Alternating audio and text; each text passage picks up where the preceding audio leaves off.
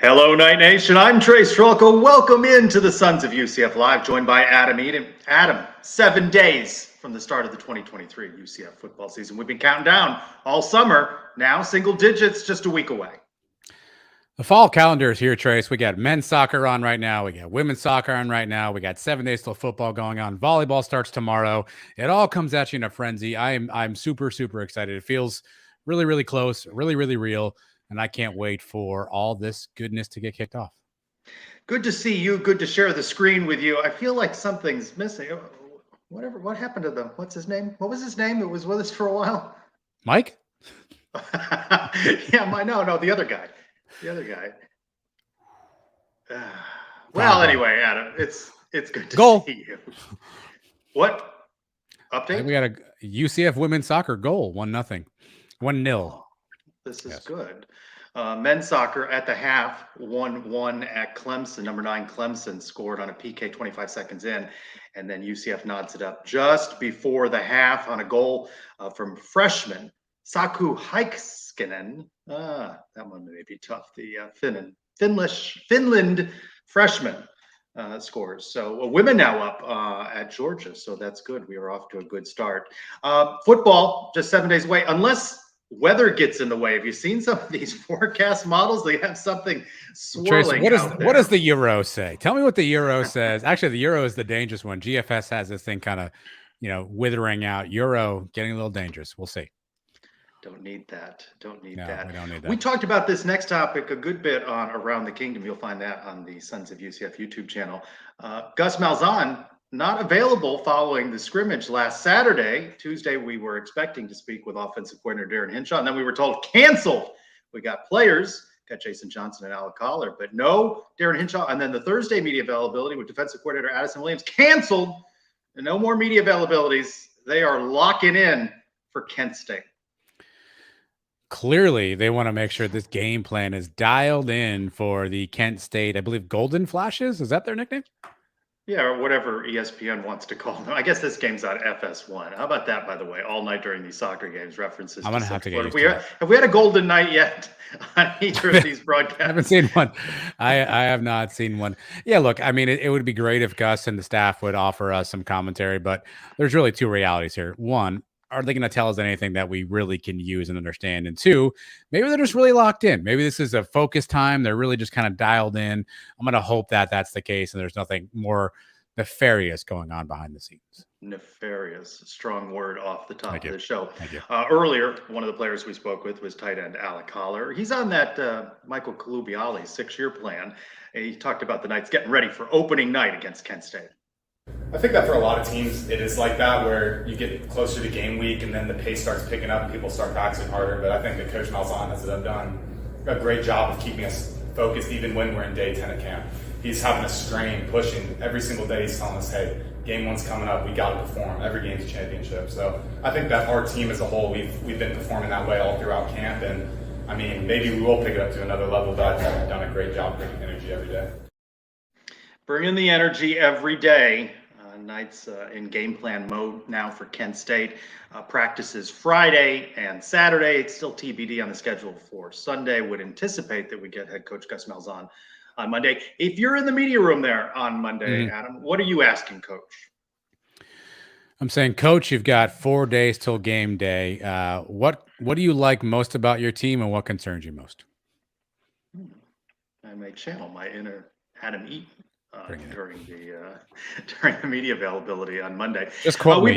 Just spit Gus. Adam had a question for you, and he knows me. We're old friends. I'll just turn around my phone. I've got Adam. Yeah, we're old friends. That's fine. Adam's got a question. He'll be like, "Yeah, I do a teaser on their pod." He does. Yes. Really, he'll say, "Mike, that same guy that texts with George O'Leary." One day, Mike will be on a texting basis with Gus Malzahn. Right. Imagine saying the sentence, Mike is texting with George O'Leary. Imagine if I told you that 10 years ago, what you have said. So 10 years from now, I rule nothing out with UCF, Mike. This is true. We've been doing our position breakdowns, talking about things leading up to the start of the season. Again, we don't get to see much. We don't get much information, and then they cancel availability, so you can't even ask questions. Let's talk a little bit about the secondary. We spent some time last week on the linebackers. How are you feeling about the mix of players? I think you and Mike talked about this in your prediction show earlier in the week. Maybe there's some questions there about the secondary. Yeah, I think the biggest question, Trace, is there's so many options available. If you look at the depth chart, you look at the guys we brought in, you look at the guys coming back, there are just so many different permutations of who could be in that sort of 4 to 5 position group that I'm just curious who that's going to be and how long it's going to take both Addison Williams and I guess David Gibbs by extension to figure that formula out. Are we going with the old veterans and Brandon Adams and Corey Thornton? We got new guys and DeCorian Patterson and Fred Davis, Quadric Bullard with an injury, but we brought in the Jordan Mask. We have Jarvis Ware still back there. We got the young guys, Braden Marshall, Nakai Martinez, plus the Henderson twins. There's so many different permutations that I think there's a lot of talent back there. I'm just curious how they're going to put it all together, how they're going to keep everybody happy, which is probably something you need to do in the transfer portal era. But how long does it take them to get that unit sort of figured out and get those 4 to 5 guys that they kind of roll out and know that's the crew? I think we see this every year. There's a starter on week 1 and we're all like, oh, this guy's great. And by week 6, we never see that person again. How long is it going to take for us to figure out our secondary mix? How long is it going to take for them to gel together? And with Kent State, I think we feel okay. Boise, we have challenges.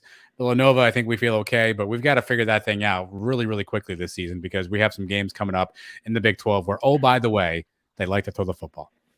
And potentially not challenged very much by Kent State, right? You'd think maybe you're not going to get a big challenge there. Another question is, what's the learning curve for first-year defensive coordinator Addison Williams? Now, he gets the promotion on staff, but still a new position for him. How long does it take him to feel in the groove? Yeah, it's interesting. Like I was on another podcast, the Jeff Allen Sports Talk Show last night with Jason Beatty, Brandon Hoeg, Eric Lopez, and one of the things that came up as part of that conversation was, was Addison Williams, and you're curious as the season was going on. And look, there's a lot of rumors, and we can all speculate. Did Travis Williams kind of have his eye on another prize at that point? Was he really fully invested? And you wonder, was Addison Williams sitting there taking notes going, how would have blitzed there? Probably would have done cover 2 there. And you wonder, was he taking those notes? Was he kind of doing that sort of prep work? And Gus was quick to tap him on the shoulder. I think Travis Williams left on like a Saturday at 2, and Addison Williams was decoordinated by 4. I mean, that was a really quick turnover. So Gus clearly has trust in him, has clearly seen something in Addison Williams that lets him know that he's going to be a good coach, a good coordinator. So I'm gonna give him that trust. But look, he's gonna take his lumps like every first year coach does. We did this 2 years ago with Travis Williams when we said, hey, look, he's the first year defensive coordinator. I think Addison Williams is gonna take his lumps too. But I'll take my cues from the fact that you haven't heard a single negative thing about Addison Williams ever from anybody.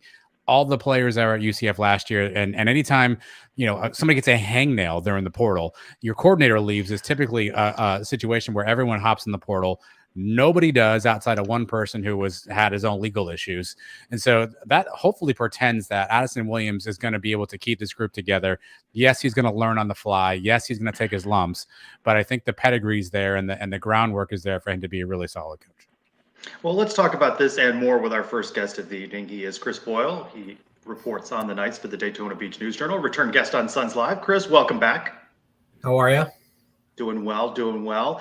Before we get to the questions about the, fighting for the mic in the presser room in the scrums, we got to get back to your question asked in the mailbag last week. Chili's or Olive Garden? You asked it, but now I'm putting you on the spot to answer it. Well, I saw Chili's won out too on the and this is no show. Christian put out, which is doubly devastating for him.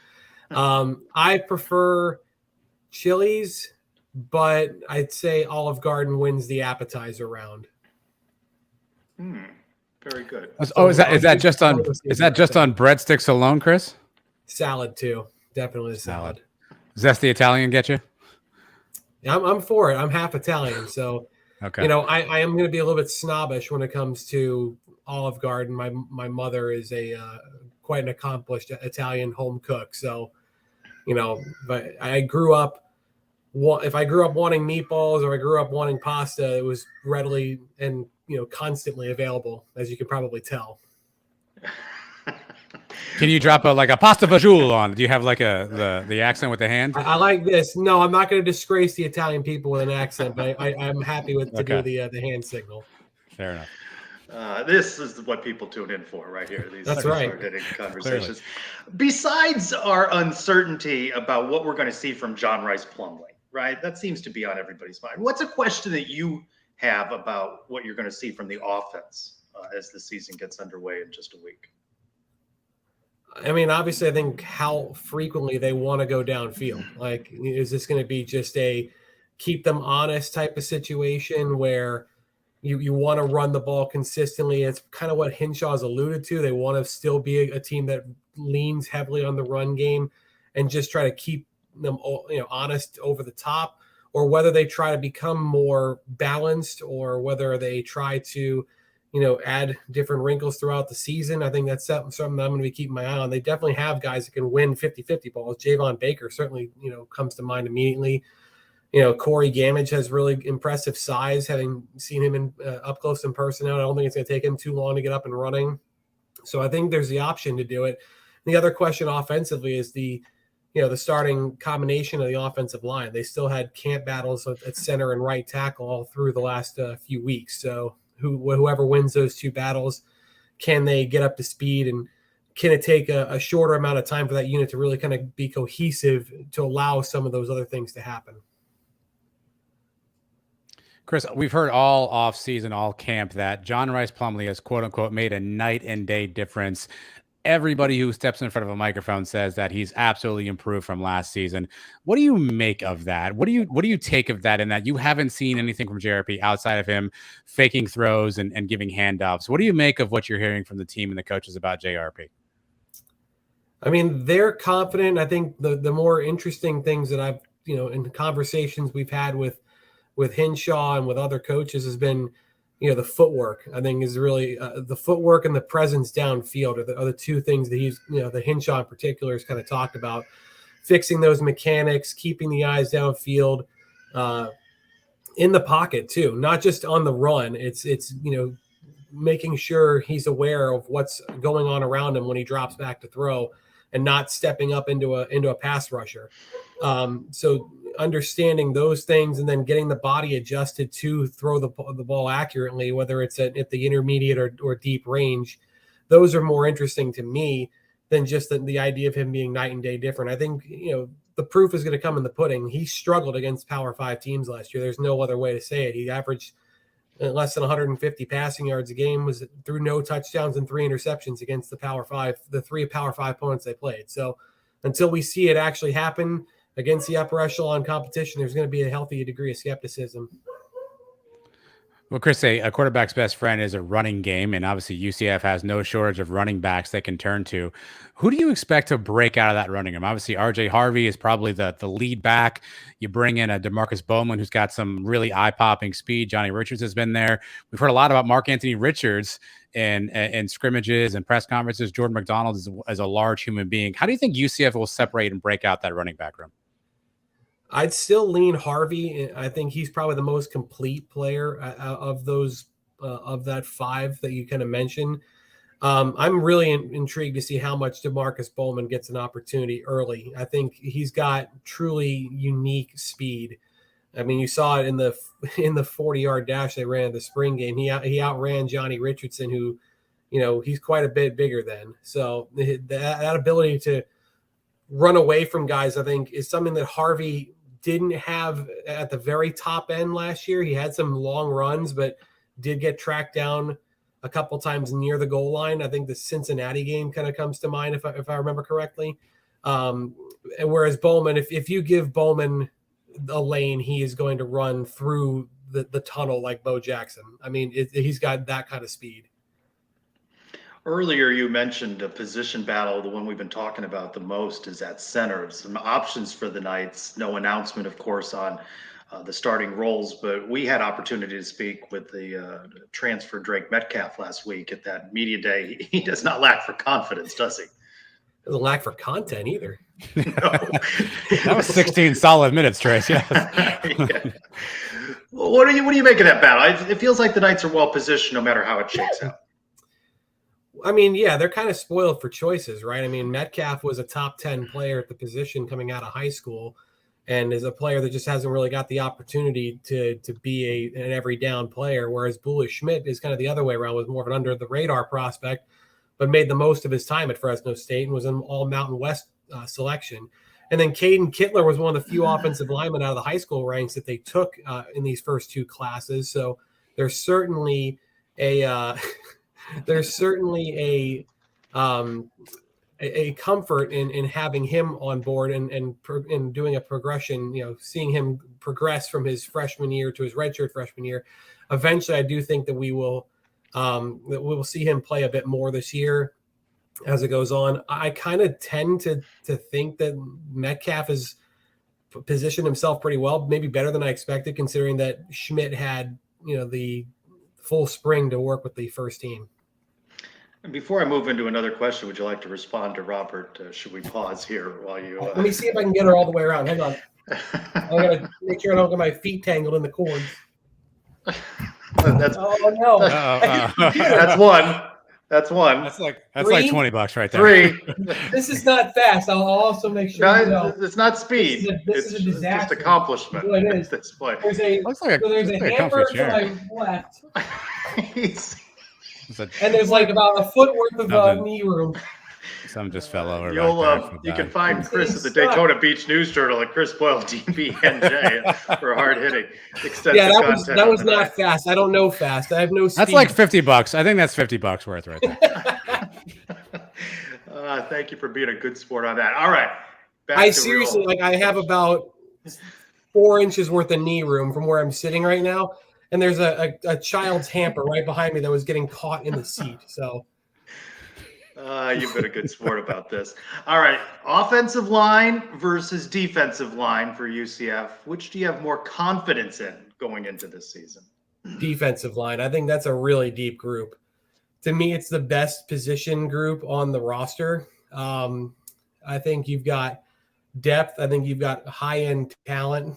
In particular, the newcomers they brought in with John Walker, with Caven Call, supplementing players such as Tremont Morris, Brass, Josh Seliscar, Ricky Barber. Lee Hunter has looked really strong. We've heard a lot about him. People keep bringing up Lee Hunter's name. Yeah. It's hard to in a miss. China shop is how Ricky Barber described him. So that's going to be a fun pairing, I think, the two of those guys this year. There's just a lot of guys I think can get after the quarterback. And I know that sacks, is kind of the stat we point to. They were 109th in the country last year in sacks, but they created pressure too. You got to think that that front four was able to get there consistently to at least bother opposing quarterbacks and disrupt plays, and that led to their success in the red zone. You mentioned John Walker. How much playing time and impact do you anticipate for this highly touted freshman? I think he'll play a lot. I really do. I think he'll get – I don't know if there's an exact number that I would throw out there, but you got to think that he's going to be consistently keeping guys fresh, and they just want to get that talent out there. They know how good of a player he is. Anyone that's seen him at the high school level knows how good of a player he is. He should be really exciting. Knights fans are going to love him. I think he's that special. I mean, he is a total disruptive force. At least he was at Osceola. And, this time next year, we'll be talking about him and Derek LeBlanc playing together again. So it's really an exciting time for them. Chris, you've been covering UCF for a couple of seasons now. How would you compare this offseason to last year's offseason? Obviously, last year featured quarterback questions and a bunch of different things happening with the team. At the risk of sounding too like Gen Y here, what are the vibes like right now? How are they different than last year from just a team and an overall chemistry standpoint? I think the vibes are good. Like, I think the cohesion seems there. I mean, they all seem like they're kind of going in the same direction. And I think that the fact of the matter is there's just a different degree of expectation, right? It's really entering the unknown. How good they're going to be in this league right out of the gate, I don't think anyone really has a great answer for that. I think the most optimistic fans probably think that they can be, 6 wins in the conference, maybe 9 wins overall. The ceiling can be, there's going to be lower than maybe it would have been in the American, but I think overall the floor is going to be pretty attainable as well. It could be, I think anything like less than 4 wins would be shocking, but I think anything more than 8 would be also shocking. All right, fill in the blank for me here, Chris. The biggest difference between a Gus Malzahn offense and a Darren Hinshaw offense will be blank. That's a good question. I don't know if maybe the trick play element. I think that could be one big difference. I mean, Gus is willing to throw anything out there at any time. We'll see how it looks for Darren. I haven't watched a ton of tape of UAB, to be completely honest with you, or his tenure Kentucky. All right, Chris, you got to. What were you doing, Chris? What have you been doing? Chris, come on. I invited you last week. We're getting into the UAB questions now. You're going to really be stumped for the next 5 minutes. Unbelievable. It would be. You could definitely find some trends if you study the tape for his tenure at Kentucky and UAB, if you really want to get into it.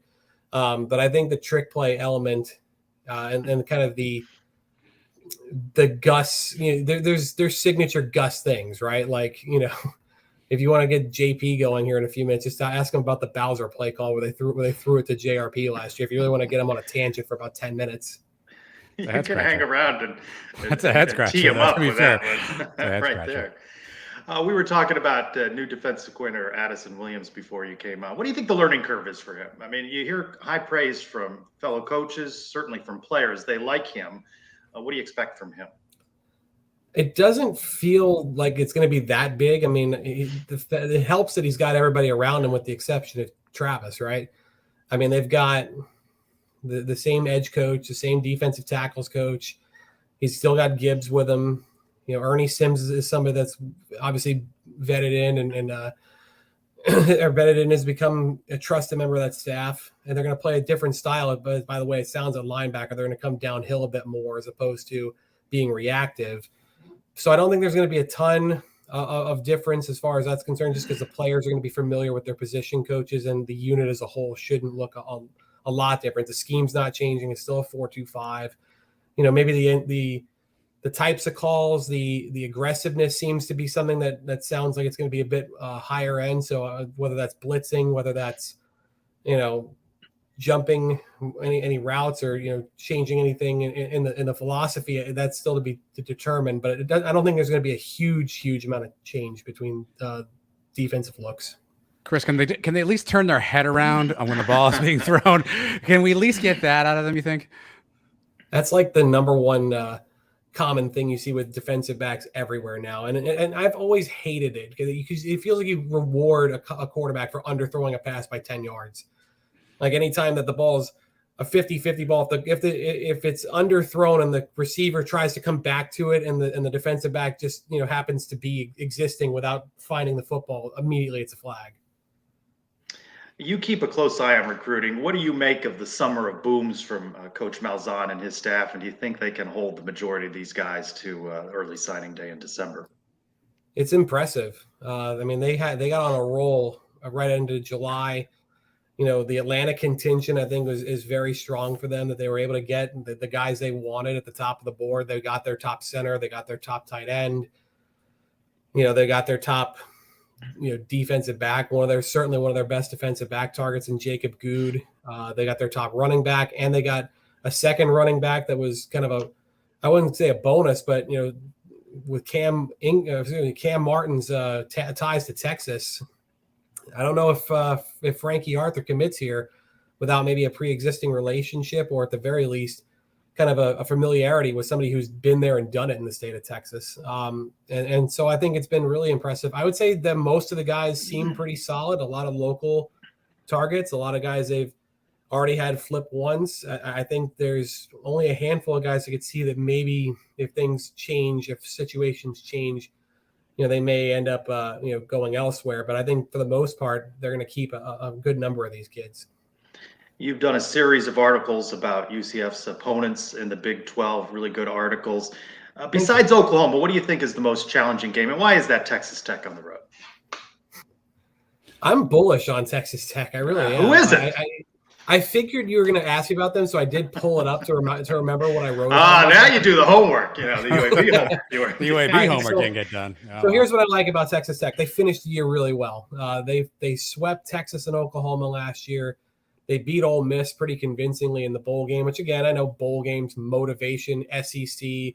No one cares if it's not the national championship game. I'm well aware. Thank you for reminding me. But I think overall, this is a team that has a proven winner at quarterback in Tyler Schaff. As long as he stays healthy, he's 8-1 as a starter. They have their leading rusher back. They brought in some good defensive pieces in the portal. They've got 3 receivers back that combined for almost 1,800 yards last year. I think they're well balanced. They have a coach that's committed, that's recommitted there with a new contract. Just a lot of positivity around that program. The schedule sets up nicely for them too. Their toughest games, Kansas State, TCU, go to them. Their only tough game away from home is really Texas. And I think that they play 3 of the newcomers too. So they get UCF and they get 2 other newcomers to the Big 12. So it sets up nicely for them to maybe get on that run and get to the conference championship game. They're one of the only teams in the Big 12 that's never played in the conference title game in the league's current setup. I mean, you go back, I think I wrote that Colorado's played in it, Nebraska's played in it, Texas A&M have played in it. They're not there anymore. Colorado will be back, but Texas Tech is, been there since like 96, and they've yet to do it. Let's end with this. We don't know the press box seating next week, but who is your preferred to your left and to your right in row 1 in the press box? This might be the hardest question you've asked the whole time, because now I got to tell you who I like and who I don't. That's why I put you on the spot. So Ryan Pritt, our sports editor and West Virginia University alum, will probably be joining me next Thursday. So I assume he'll be occupying one of those seats to either side of me. I don't care if he sits to my left or my right. So I'll pick him to make sure I get a paycheck this coming week. And Trace, you can sit next to me. That was the easy choice. Chris, you do good work. You're a good follow, good articles for the Daytona Beach News Journal on UCF at Chriswell DBNJ. Chris, thanks for being a good sport. Before we let you go here, a little spin, and then we'll say goodbye. No, we're done with that. I have to. I don't know if I actually have a favorite charity. I'm gonna have to come up with one for your friend. The Human Fund. Yes, I will come up with one. Donate to Goldsboro Elementary's PTA. There you go, or something to do with Goldsboro Elementary. That's where my kid goes to school. Robert will be in touch. Chris, thanks. See you out there. Thanks, you. Thanks, Chris. All right, Chris, a good sport with us on the Sons of UCF Live. Good knowledge there. See, he's bullish on. Not great now. He didn't have any UAB stuff. He's all right. He's all right. Plenty of Texas Tech stuff, apparently. But some more football news. UCF Mike watch list. Senior Bowl. Quite a few nights on that Senior Bowl list. Javon Baker, John Rice Plumlee, Tylen Grable, Tremont Morris-Brash, DeCorian Patterson, Ricky Barber, Josh Salazar, and name we haven't heard a whole lot about, Sean Peterson Jr. In the Senior Bowl watch list. So that's 8 guys right there. How long is that list, by the way? If UCF's got 8 guys, they got what, 200 on that list? They got to have a lot of guys. I imagine, yeah. Cheap plug time. A lot of them. I saw you put down the hammer today. Get your Sunny votes in. How are the votes coming in? Looking good. Some really interesting write-in vote names that I can't reveal on the show. I think I wrote in 1 or 2. Actually, not these 1 or 2 you didn't write in. I don't suspect, but some interesting votes have come in. I'm going to close it down. This is our favorite thing. I'd love to hear what you guys think, because here's the thing: we don't know anything. We're all going to guess some stupid stuff. At the end of the year, we'll look foolish, and so let's all look foolish together. If you go to our Twitter handle at Sons UCF, it's up there a few different times. You can find it. It's a Google form. Take you about 3 minutes. Hit some buttons. You're good to go. You went high tech on that thing, by the way. High tech. Listen, I don't trust the geniuses running the new X platform to be able to efficiently run a poll for us. So I have to do something different. Well, that's good. So what is there a specific time it's closing, or is just whenever I remember to take it down? Okay, and you're going to be talking about it on the show with Mike coming up. Allegedly, yes. Yeah. We've talked about this. I see a lot of people posting photos with their son's hats, so it seems like some merch is flying off the shelves. Yeah, Citronite Apparel is a great spot. You see the two Suns hats on the screen here, but here's the thing: they've got plenty other UCF gear. So our friend Chris, who, a fun fact, is the designer of the Suns logo, and so it just makes sense to partner with Chris. He's a fellow Knight, he's an alum, does great work. A lot of you, I think, go to his site and buy his stuff. So we're gonna work on some more stuff. But if you want an EHOS or a Suns hat, you can go to citronite.com. And they're there for you along with a bunch of other merch here. So get your merch fill in. We got tailgate champions. We got boom hats. Chris has it all for you. Citronite.com. I don't think I've ever asked you this. What were some of the other designs? Or was this the first one presented to you for the Suns logo? Or did you choose from some? That's a darn good question. I think that was the first one he selected. I think he just kind of knew that Mike and I were sort of old school fans, and I think that's what he came up with. I'm not one to haggle, and Chris is a good guy, so that made sense, and here we go. And then the final plug, Pool Tracker. Mike's got that out again, using the latest and greatest technology for that. When you're done playing Oregon Trail, go over to pooltracker.com and search for Sons of UCF. We're there. Why, by the way, does he want to take a shot at me when he says that he's beaten me? I mean, is that necessary? He beat some people. He lost to others. I mean, listen, I told you this the other day. Mike has got social media figured out. He shows up, drops a couple bombs, yes, and leaves for 5 days. Then comes back, drops a few more bombs, leaves for 5 days. He's got this whole thing figured out. So you won't see Mike on social until at least Tuesday at this point. So he's gonna let you stew over while he's trying to comb one hair at a time. How you doing with your push-ups? I'm solid. I've actually tried to exceed a couple days to get a bit of a head. So I think I'm on I have to get like an 89 a day pace at this point. So I am on track to complete before next Thursday. Are you doing 1979 or are you doing 2023? I charted 1979, but I think I'll actually be able to go over that just based on my pacing. So stay tuned. Mike's been talking about it. It does get easier. If you just stay with it, it gets easier. Yeah. I mean, obviously that's the whole point of working out, Trace, right? Like, that's why you do it, allegedly. Some people. Let's get some soccer updates. 26 minutes to go. UCF Clemson, the number 9 Clemson Tigers. The Knights gave up that goal, second fastest goal in Clemson history, 25 seconds in, but then equalized it right before the half. So that's what is this now? It's good to Mike see. has the internet. Wherever Mike's at, he has the internet, which is not good for any of you people. And why isn't he here on the show? Because he's busy watching the show. I don't know. He's busy watching the show. What do you want me to do, Trace? And women up at the half, 1-0. While we wait for where's our Oh, we're ready. We're ready. My bad. I didn't tell you. We're ready. Oh yeah, we're good. Oh, okay. Well, let's welcome in the man behind the lowercase a agenda. He is JP Gilbert, a provocateur on the social media front and a diehard nice fan. JP, hello.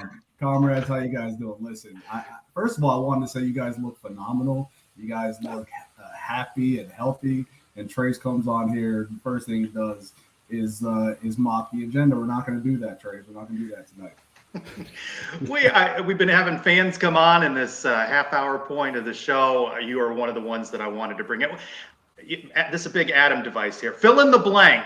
How are you feeling going into this 2023 season? What's your sense of this UCF football team? Well, I'm excited, very excited, because just football in general is fun. But my excitement decreases every highlight video that I see, where every pass seemingly is intercepted.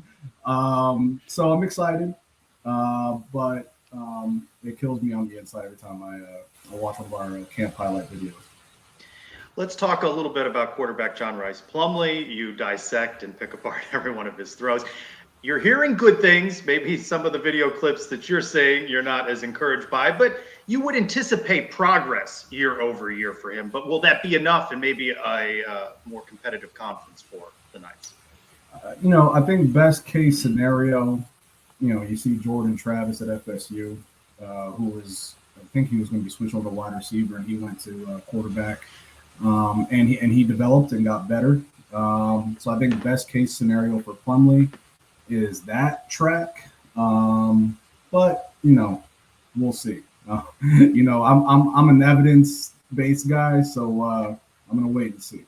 Are you cautiously optimistic? Can I No. say that? No, you're not. No, I am cautiously pessimistic, and then it will be proven to me if I should have any optimism. I think anybody that I'm friends with on Twitter would see that pessimism is where I start, and then if we can get to positive, we'll get there. But I'm cautiously pessimistic. All right, JP, you meet a UCF fan, and he says to you, "Hey, if we go 6-7 this year and go to a bowl game, I'll be happy." What do you say to that UCF fan? I'm there with you. Like the getting to the process, I'm gonna be upset. My Saturday is gonna be miserable when we lose. I'm gonna have to go on a lot of long walks after those losses, but I'll be happy if we go 6-7. I say that now. Hold me to it. I'll be happy if we go 6-7, go to a bowl. But hypothetically, I'd be happy, but we'll see what happens. But I think I'll be happy. Which game scares you the most? If there's a game on the schedule that you've got circled that the agenda is clearly keeping their third eye on, which game is that? Kansas State. This team, Gus Malzahn at UCF hasn't shown me that he can win on the road. Kansas State's a really well-coached team with some big corn-fed boys out there in the Midwest with nothing else to do in Manhattan, Kansas, but hit each other. So I'm worried. I think they have the size advantage, and I don't know that we are equipped to play a school like that just yet. So that's the one that I've got my eye on to see how we do. Do you like that the space game is against Oklahoma State? You know, not really. I think we need. Listen, I became a soccer fan like a month ago with Messi coming to Miami.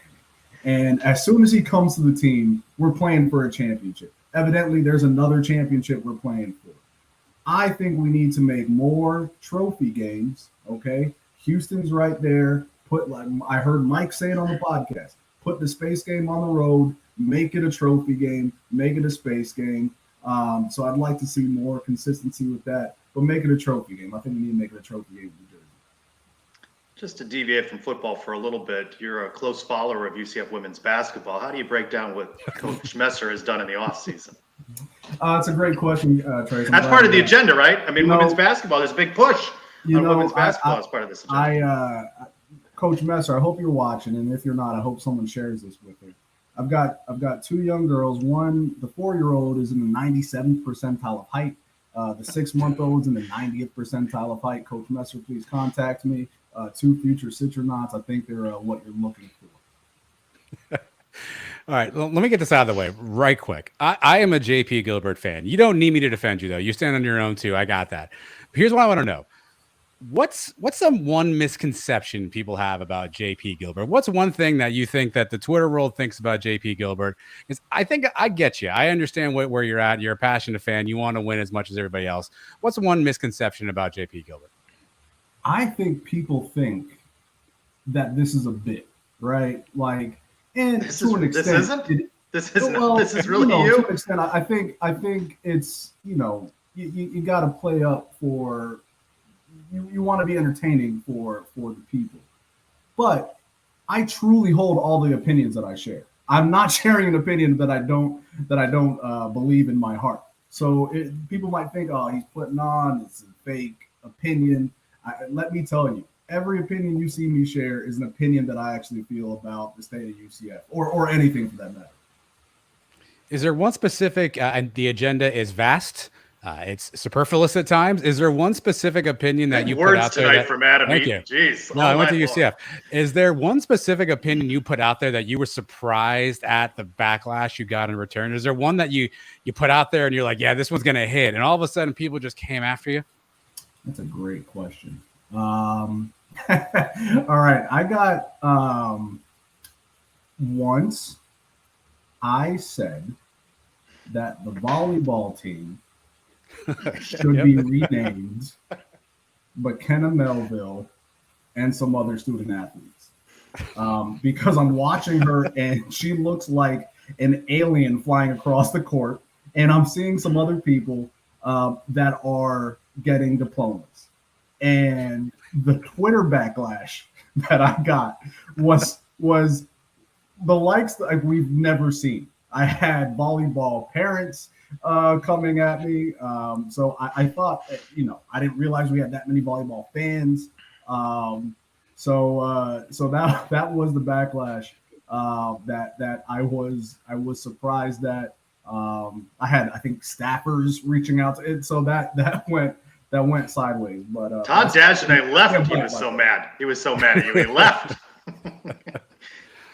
Would you say that your push for Citronauts, I mean, are you resigned to the fact that you're part of a vocal minority and that's never going to listen, I mean, change takes time, Trace. In the history of the United States, we've had changes that have happened in this country. It just takes time. So I'm happy being in the vocal minority. I understand it's a minority opinion, but the fact of the matter is it's the correct opinion. If you were to take a poll of 10 random people in Orange County and say, well, listen, do you want to have a mascot, a medieval knight that has no connection to this area, or do you want to make an astronaut? Oh, by the way, the space program is just that way, and Orange County, oranges, and make a space astronaut that's an orange. Would you rather have that as a mascot? And 10 out of 10 people would say yes. So listen, I understand changes take time. I understand you're very upset that this change is eventually going to happen. But listen, we'll put Citronaut loyalists on the board of trustees. We'll change it up, but it'll take time. We'll get there, Trace. We'll get there. Before we go around the kingdom, grade the job Terry Mahajer's done.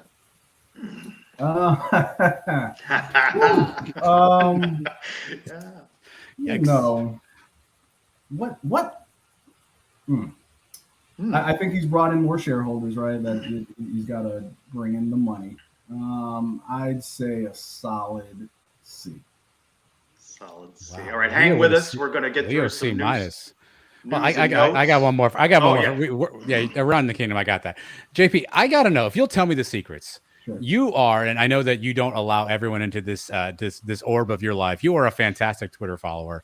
Can you please break down for me, share the meme strategy? Because you seem to have a Rolodex of memes, and no one has Rolodexes anymore, which is awesome. You have a Rolodex of memes available at the ready, it seems like. What's your philosophy? What's your strategy? Are these all saved on your phone? How do you get the memes so right so quickly? Because I don't think you've missed yet. Adam, thank you for that question. I'm glad to answer it. So initially, I would save pictures that I found funny, and I'm big on pop culture, current events that are going on, and use that as a strategy in posting on Twitter. Thankfully, they now have bookmarks, so I use the bookmarks. I use the bookmarks now to save pictures because let me tell you why. I have a 6-month-old, and people always want to see pictures. And it became very embarrassing when I'm saving a picture of a current event and someone wants to see a baby and they're seeing someone's face from whatever current event's going on rather than my kids. So it's evolved. I use bookmarks now, and I try to connect what I save to whatever tweet. But that's the method to the madness. I had to change so that I wouldn't embarrass myself in public anymore. It's not just the accuracy, it's the speed too. The other, you literally within an hour yesterday, you had the Giuliani picture ready to go as it's the speed, not just the accuracy. That's damn impressive. I'll give you that. Well, you're waiting for the Trump mugshot, aren't you? You want to add that. Which one? It dropped while we were waiting, and I hadn't saved it yet, but it will be used. Do you have a favorite? Hopefully, I don't have to use it so much this season, but we'll see. Do you have a favorite? One of my favorites is Turn the Lights Off. When you got to turn the lights off, that's one. Do you have a favorite one you go to? Man, the lights one is very good. There's one. Well, listen, I don't want to. This is a sports show. I don't want to get too much into the political world. I use a lot of political tweets or not political memes. So there's a bunch out there. There's a certain governor that looks really weird and he makes great faces. So I've been a big fan of the weird governor's face, but I try to mix it up. Our late friend at Cost Seg Advisor would be proud of the work that you do on social media. RIP. All right. RIP. Before we get to some mailbag questions, want to have you hang around for that. Let's go to some news and notes. Roll it. I'm Mitch McCarthy, UCF punter. Let's go around the kingdom. I love Mitch McCarthy. Chloe Netzel with a goal. Knights leading at Georgia 1-0 in women's soccer. Return home Sunday, opening night, North Florida at 5 o'clock. Men's soccer won. Oh, Knights have scored up 2-1 now. 21 minutes to go at number 9, Clemson. They return home as well, open up against Stetson on Sunday night. In volleyball, JP Gilbert's volleyball team at the Albany Volleyball Classic, Navy, Syracuse, and Albany. Listen, Melville's gone, all right? So we'll see. Now it's just a bunch of athletes. And if you haven't caught it yet, Eric Lopez and I, another episode of Around the Kingdom, talking about scenarios, what would be a great season for the Knights, what would be disaster. And let's listen to this clip from the show. If you win the Boise State game, I think this season will be headed towards a successful year. I don't know if you agree with me on this. If you lose the Boise State game, I feel like you're playing catch up the rest of the way because you're going to have to steal an extra road game, probably in conference. I think there are winnable games on the road for this team, but they got to prove it. They haven't proven it. We'll see what happens there. But if they can win that Boise game, that'll set the tone, I think, for a successful year. Elo, a true professional. I'm surprised you just didn't grab the clip where he goes, Trace, people like you. He knows how to stir the pot, that guy. Around the Kingdom. You can find it on the Suns YouTube channel. JP, can you do the honors for us? It's you know what happens now, right? You know what time it is. What is it? How's it start? You know what time it is. I'm glad you asked. It's that time again. Time to open the Brian W. Peterson Sons of UCF mailbag. Does he have a UCF and American flag pin? Let's check that out. Hold on. We'll go one more time. It's that time again. Time to open the Brian W. Peterson Sons of UCF mailbag. Ridiculous. No, that's double Big 12 flags. That's something. And we begin with our friend Robert, 2 letters, 2 words, with our video question of the week. Hey boys, 2 letters, 2 words here with a question for the Brian W. Peterson Memorial Sons of UCF mailbag. The question is this. If there were an auction of the most prized possessions from UCF football history, what item would get the highest bids? Would it be the football that Borlegi kicked at Alabama? Would it be Mackenzie Milton's helmet from the Peach Bowl? Or would it be something from Dante Culpepper? Anyway, very interested to know what you have to say. Looking forward to hearing it. Go Knights. And of course, charge on. JP, do the honors. What's that prized possession? Quadri Jones's jersey when he tried to fight Daniel Labarsky on the sideline. Good one. Adam? I think there's only one answer. Civil conflict trophy. Oh, yeah. I like that answer too. Civil conflict trophy. Just steal my answer, Trace? You got nothing? Yeah. No, I'm going with yours. G. McDowell's couch everybody slept on, apparently? Nothing? That was quite the revelation. I didn't mean like that. You know what I meant? People took naps. Yeah. It's fine. Yes. Naps. Yeah. At @blackgold_head. Should Orange County Mayor Demings be Knight Nation's public enemy number 1 because he does not support Terry Modger's request for tourist funds? I will say this. We got some questions about that. Armored Up asking along those same lines. UCF got bullied a little bit in the realm of politics this week. They need to spend a little of that money on some better lobbyists, JP. They need lobbyists. And a guy like Demings says that UCF deserves no money because he's not scared of UCF and the voters of UCF. I'll tell you one time, Randy Fine was talking reckless, and so I called him. And you can find Jerry Demings' number. I urge everyone out there that's an Orange County resident to reach out to your mayor and make your voice heard, practice your First Amendment rights, and let them know what you think about that. You think it's a fair use of these tourism tax dollars? Yeah, because listen, I think the law is silly that this is how they're using tourism tax dollars. But if they're available, why not UCF? But listen, I understand politically why the Orange County mayor wants that money to go to Orange County buildings and events rather than UCF, which is not Orange County. So I get that, but make your voice heard to Jerry Demings because he's clearly not scared of UCF right now. JP, maybe you can help me with this. Mike and I try to figure this out in the podcast, not an Orange County resident. Why is there a mayor of Orange County and a mayor of Orlando? Can you explain that to me? I don't understand. It's a chart. I mean, the county has a mayor and the city has a mayor, right? So there's city of Orlando. That's not everywhere though, right? Is that just an Orange County thing? No, we have this in Miami too, right? No. We have the city of Miami. Well, that's not a model you want to have, JP. yeah, exactly. Yeah, it's the less said better, the better. But yeah, I think it's common in some places. But we have the city limits and we have the county limits. So that's why. So Demings, his area is much larger than the city of Orlando. Probably the best question of the night from Mario. Any recording of that phone call with Randy Fine? Hey, listen, don't try to get me in trouble here. Florida is a two-party consent state, so it is never recorded. So there is no phone call with Randy Fine, but I got him on the phone and I let him. I practiced my First Amendment rights. He actually answered, by the way. You didn't get like some staff. No, I left the message and he called me back. Oh wow! How about that? At emptiness 4 over under on the 33.5 point spread for the opener over Kent State. That's under. Come on. Come on. Adam? Under. Yeah, under. Another one from Michael. Conferences going to 16 or 18 in the Big Ten's case in 2024. What are the odds we begin to see conference championship tournaments in football? Remember, they care about the student athletes. They're stretching this season out longer and longer with the extended playoffs. By the way, what's the purpose of week 0? Why don't we just call it week 1? To have sick people watch football.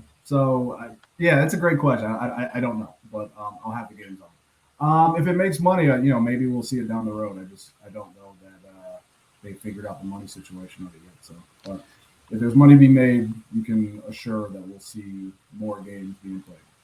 Yeah, I think you can use this like a flow chart. Here's the question: college football change? Will it make money? Yes, no, and just if it's yes, just keep following down. Easy enough.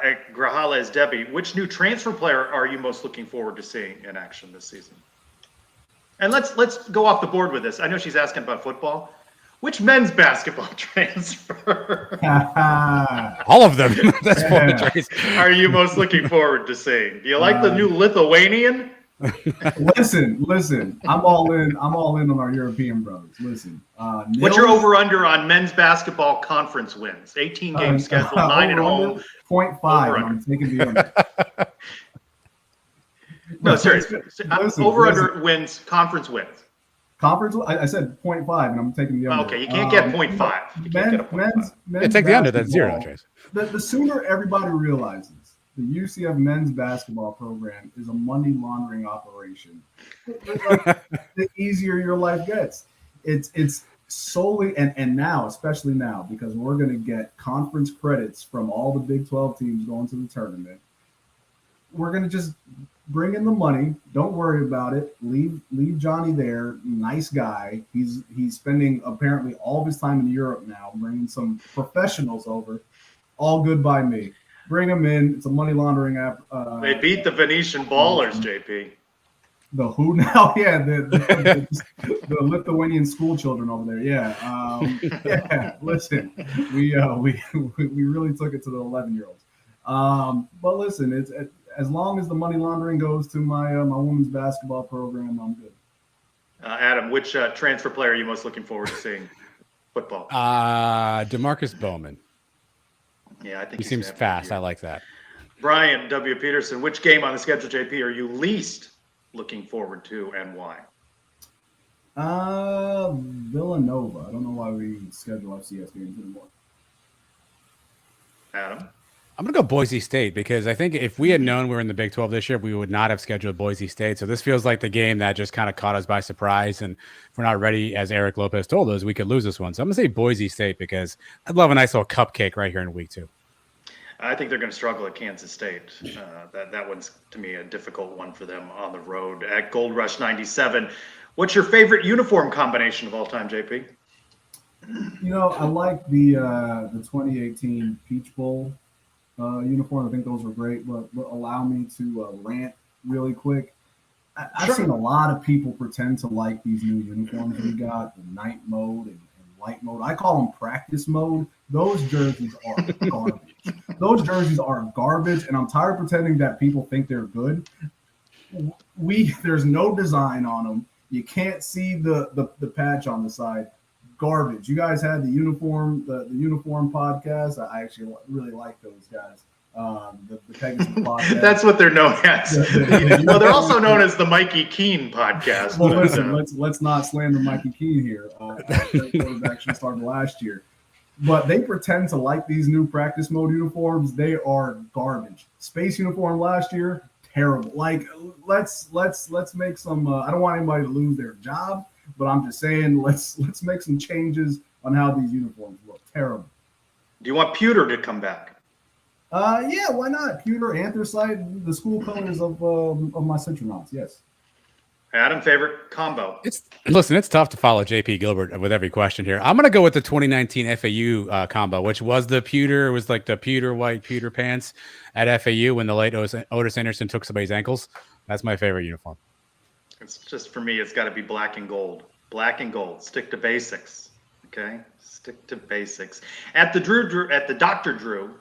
For you, Adam, if you could get paid half of what you make in your full-time job to do the Suns full-time, would you do it? Yes. Yeah. Did you call him the Drew? Is that what's going on there? I thought it was Drew, the Dr. Drew. Yes, why not? Really? To hang out with you people and get actual salary for that? This would be fantastic. By the way, this man must be in Lubbock. Half of what people are like, do you not see how much things cost these days? Like, come on, man. This is not Manhattan, Kansas we're talking about. This is Florida where people live. All right. We're drowning in inflation here. Do you agree with UCF, Mike, that your most dreaded road trip would be Lubbock, or do you have another one on this Big 12 schedule? Whether it's a team UCF plays this year or not, is it Ames maybe for Iowa State or? Trace, I got to tell you, I used to live 30 minutes from the stadium, and I wouldn't go to games. So a road trip for you to Orlando might be the most dreaded. On no planet are you seeing me going to Ames, Iowa. like, let's be serious. And what about the private jet, though? The private jet to Lubbock. No, that's time. Championship game? Well, no, that's don't we play at Jerry's World for that? We do, but let's just say for some odd twist of fate, the championship game was in Ames, Iowa. Go to Ames, Iowa. Yeah. For free private jet, and then someone's got to pay me. Someone's got to pay me. Someone's got to pay. Yeah. So. And at Night Fan 94, always a fun follow. If your great uncle Rupert left you $300 million in his will, but you had to get, to get to the 300, you had to spend $30 million in 30 days for UCF athletics, with nothing of value to show for it for UCF athletics. How would you spend it, JP? You know, it's really funny because I actually had an uncle Rupert. We definitely did not have $300 million when he passed away. This is an easy question. I actually really enjoyed this question. $23 million to NIL. And we can put together probably one of the best football teams and women's basketball teams in the country, I think, with that amount of money.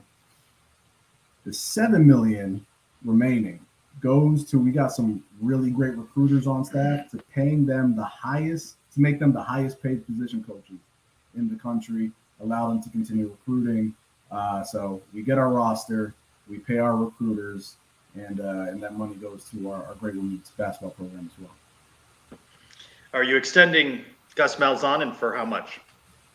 Yes. I love what Gus is doing as a program builder. Now, would I give Gus on game day a headset that doesn't work, like a child that you give a PlayStation controller to that's not plugged in? Yes. But the man can recruit. The man knows how to build a program. I just don't want him making any decisions. I saw that man call Bowser pass on 4th and 1 deep in his own territory. So I don't want him making any game day decisions. But was that your favorite play call of the year? It was something. What did you think of the 64-yard field goal attempt? Listen, man, Gus he probably. Well, listen, I don't want to go down that road. I think he was something had happened. Clearly, for him to call that, but those plays were something. I almost had to go to the hospital this one. Will we be seeing you at the Bounce House this year? You're making it to any games. So you got tickets, right? Yes, You're making yes, money got on the tickets. secondary market. Listen, I've got my UCF ticket investments, but my wife actually wants to go to a game. Not me. I'm like Mike. You know, we enjoy our couch and enjoy our seltzers that we have at home. But my wife wants to go to a game, so we are thinking of, I think it's whatever game's on the 11th. Is that Oklahoma State? Space, the final yeah. frontier. So we'll be going to that one. All right, let's close you out with a preview. What's coming for the agenda? Listen, man, we're waiting and seeing. We are also scouring the recruiting websites for a 5-star that we can maybe adopt or put into a conservatorship so that they eventually come to UCF. I hear that's the thing to do. But listen, man, we're excited. We're excited for the football season to start. We're excited to act crazy on the tiniest things. But just excited to enjoy this time with my pals here, the Sons of UCF. JP, we appreciate your support of the show for a very long time. You're a fun follow, except that week you annoyed the hell out of me and I muted you, but I got over that. I also missed you, so I brought you back. And glad to have you on the show. You can't quit him, Trace. You can't quit him. You tried. I couldn't quit. You can't quit him. You can't do it. I want to thank Chris Boyle from Daytona Beach News Journal for being a good sport as well. And reminder, with football on Thursday, we're going to be coming to you Wednesday at 8. We will be talking about the game, try and bring in someone from Kent State to preview the Golden Flashes. So for Adam, JP, Chris Doyle, I'm Trace Strelko. Go Knights! Charge on. Hi, I'm Sarah Willis, and thank you for watching the Sons of UCF. Go Knights, charge on. All right, there's a winner.